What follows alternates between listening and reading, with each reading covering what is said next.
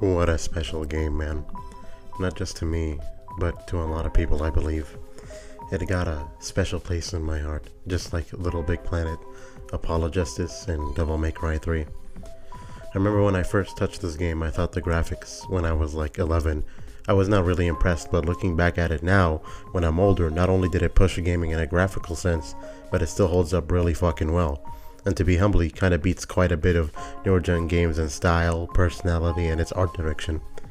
They were simply locked in so hard with this game and made a great first impression on how excellent, fun 2D platformers can be. It's like beauty within simplicity, yet there's also so much depth. It's the little things that add up to it that we surely will get into this go around. But for now, strap in, grab a banana or something, pal, and let's go on with the show.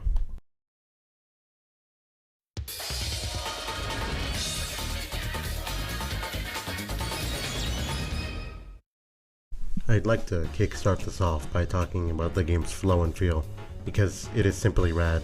For first time players, sure, you may have to relax a bit and take it easy to really get jiggy with everything and enjoy your time without having to pull your hair out. Like for example, if you're a first timer trying to blitz through Barrel Cannon Canyon, yeah champ, get ready to get fucked over a billion times if you're gonna try to blitz through that on a first playthrough. But I feel like this adds a bit of incentive to replay it some more, because not only is it like a 2-hour game max, but you get a different feel. Like, alright, second go around you have this feeling you can do more, collect more bananas, just for that euphoric feeling of not losing a life and see it get into the double digits of lives. Keep going faster and keep going with that momentum, going bananas if you will. As we all know, DK himself and Diddy both feel very different, and a lot of people say that DK is the worst option because he got some type of oomph to his jump instead of Diddy's smooth gliding, which to me, dog, that oomph he adds just gives him so much more practicality to it and makes me feel like, yeah, it's set in stone, I have complete full control. Maybe it's because I'm literally DK, so I just resonate with him on a personal level, but he sweeps and I consistently use him whenever I can rather than Diddy. They both feel and move great regardless of which you pick.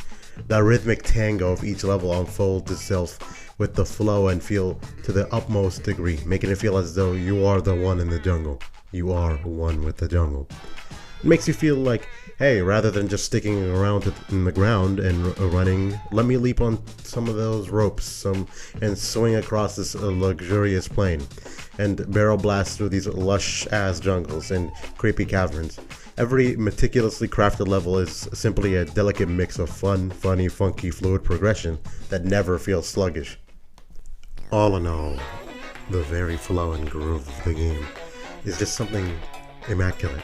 Not only back in the day it basically stomped everything out, but the amount of joy you get through going through this game is actually mind-boggling to me. From the sense of fulfillment you get to the amount of just plain old pick up and play fun you feel, it's like magic. Magic that just screams at you to replay this game again and again. And that's what this game got over any other DKC game. It's just simply extra replayable and has a certain twang that the other games don't.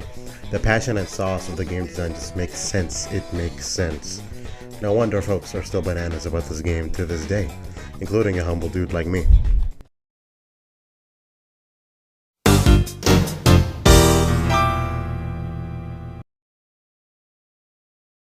Another thing I want to dabble on for a little is that not a lot of fellows talk about how flavorful and rich the atmosphere this game got.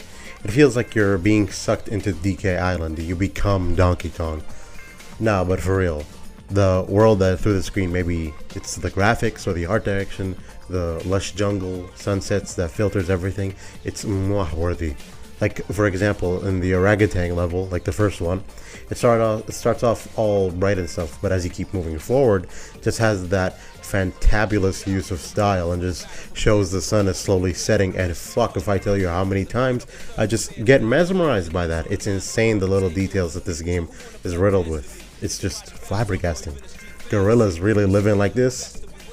But you can just feel it from every button press, every secret you find, the nature sounds they use to mix with the music just gives the vibe that these some delinquent ass simians.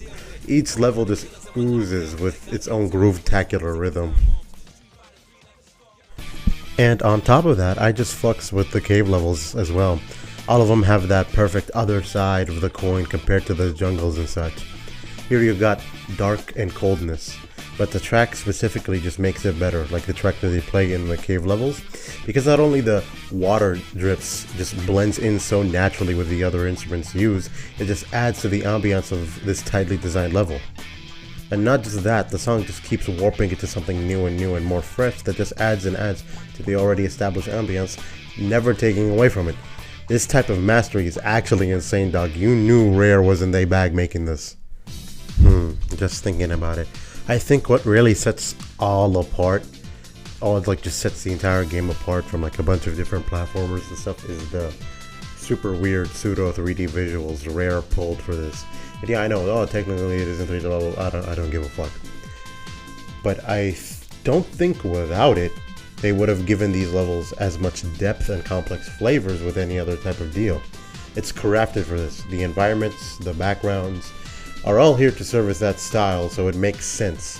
The whole shebang, really. Just playing through just adds and adds extra layers of funk to it. And the attention to detail is too crazy.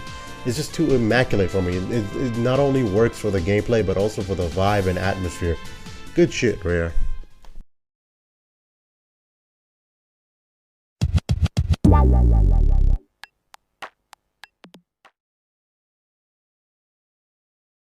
Now, what I love most about Donkey Kong Country compared to most other platformers is that every singular level is never boring or stale. Nuh-uh, it's always fresh, locally farmed, and non-GMO. There's always the same type of level, like a minecart level or a cave level, but they're never the same or even similar, really. They all have their own specific sauce to it that it's different enough where you can be like, oh yeah, jackpot, that's something that makes them remember the level, or it's something that stands out. One, for example, to me at least, is Coral Capers, which is an easy and smooth intro to the water levels within the game. Which, unrelated I think, but a game is so groovy and great if the water levels are great. But yeah, you have that nice, easy breezy, nothing too special. Then later on the game you get hit with Clam City, which is just a level filled to the absolute brim with clams trying to bite your shit. And the difficulty ramps up because you see, there it goes. It's amazing because they force you to put everything you want into play by the end of the game. Everything that you have ever done or needed to do comes into play, which makes it all the more rewarding. But yeah, got a little off topic, but let's go back to topic. Point is, giving a game each level its very own memorable and rich personality is not common. It's a rarity, which makes me all the more appreciate this game for doing something like this way back in '94. Now hold on, that's when Blue Album dropped What Up. But yeah, you don't see this much in video games in general. As I said, maybe another game that has that type of personality and makes each level so memorable would be like Mario Sunshine, for example. Because even within the constraints of a tropical bouncy beach, it is filled to the brim with charm and personality. Same with DKC and its vibrant jungles. They're just so fun and memorable, man. Like that one that comes out to the top of my head right now is the barrel level. Barrel something bonanza, I remember. It was called something like that. The usage of the barrels in that level shoots you with an explosive adrenaline rush that is simply unmatched, and I always go hype over. Or another good example are the temple levels, where you gotta haul ass or you're gonna get crushed by the chasing rat thingamabobs on the spinning boulders. It's fast-paced, fluid, and just so fucking fun. Another factor that makes this game so good is that its difficulty, or the rise of the difficulty. Only time where I simply don't like it or think that it stinks is the ice/snow levels, because they're just mainly bullshit. But this ain't a simple run-of-the-mill platformer where it truly gets hard at like the final world or something. No, it's mean about it. You're just gonna have to sit and eat that. It's untechable. You have to put it up to the test, everything that you've learned about the physics, momentum, and feel of DK and Diddy, and it's some great stuff. I love it. It's super great and amazing. The enemies get a whole lot tougher, especially that bird that got big fat nuts in its mouth that shoots it out to you. That's a bitch. I hate the most, and he can fuck right off. Then you got some of the bigger enemies that I can't be bothered to remember, but the cool little detail about them is that Donkey Kong big ass can handle them easy peasy, lemon squeezy, but Diddy is gonna need a barrel against them or something, and ever since I played it, I always thought that was simply neato. The hyper combo of having the level variety with that difficulty on top of the very fun levels as they are is just like the perfect hot sauce on a plate of wings. You can see it has a very nice red color with a smooth consistency. Then you get the heat of it on top and having a little zest of that vinegar. Then you get to the bite of the wing and it makes you say, ooh wee, that's some good ass food right there. And that food being DKC's levels. It's quite addicting, like chicken wings or cigarettes, I guess. Don't smoke, kids.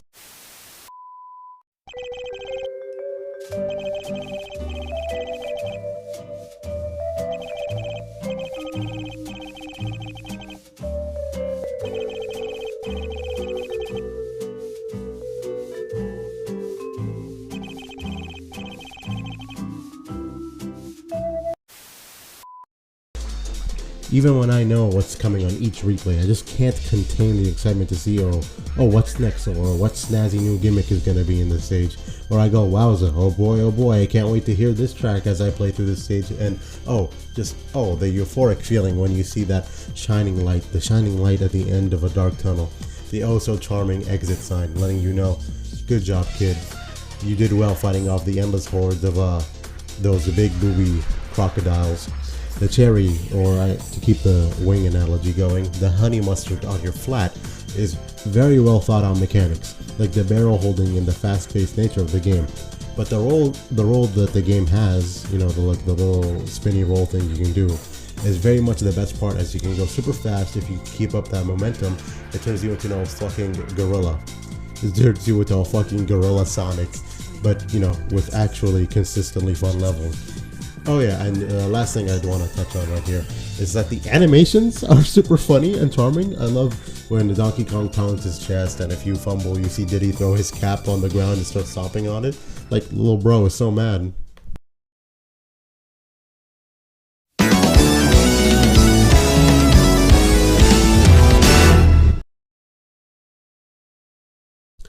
Hot diggity dog, we finally at the chillax part of the video, y'all. Y'all already know, Sandscape over here, and y'all got Spinball on the editing. Let me let you guys know. I know you've heard it like a bajillion times, how good these games soundtracks are, but I don't care. I simply do not.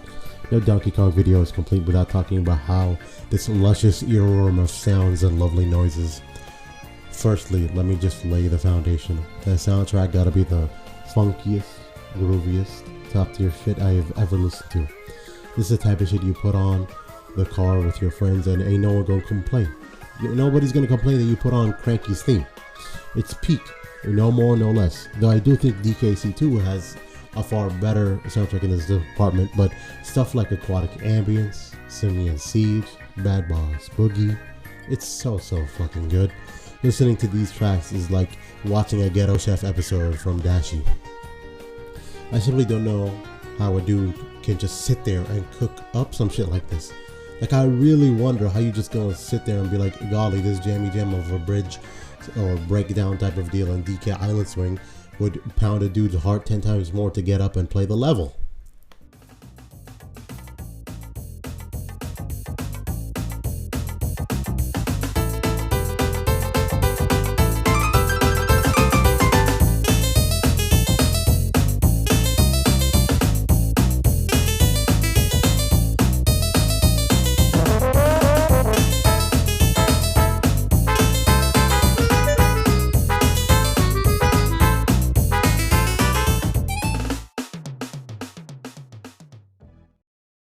And then another one we talked about is the cave levels, where you can hear the water droplets, which shows David Wise's talents not only making groovy bangers that are one for the ages and are still hailed as some of the greats, but also adds to the ambiance and vibe of the game.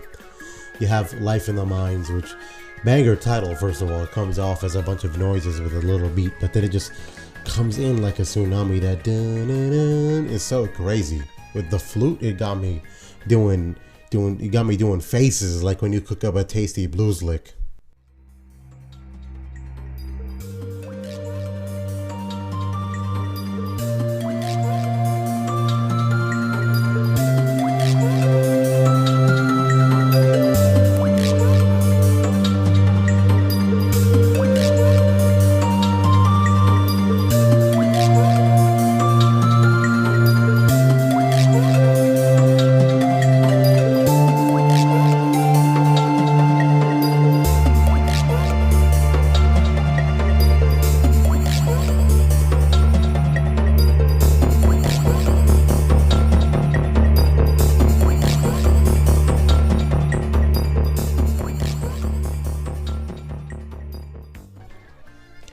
ain't even gonna talk about aquatic ambient songs, Lee. Just eat that.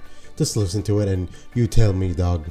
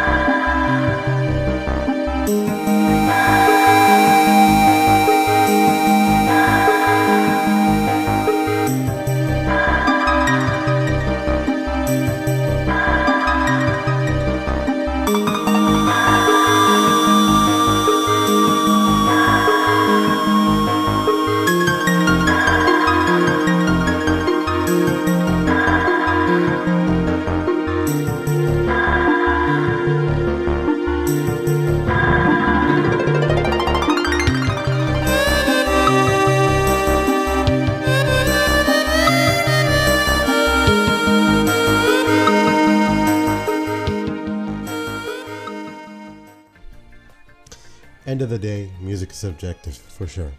But shit like this, you ain't like it, you're just simply a fraud.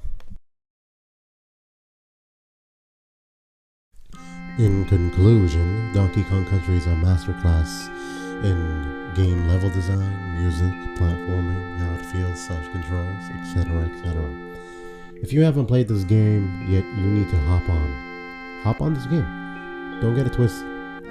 Do not play this as your first platformer though. You still need to have some experience within the genre or you're gonna get creamed. You're gonna get creamed hard. Don't say Uncle Sandscape ain't warning you about it. Regardless, peace and blessings.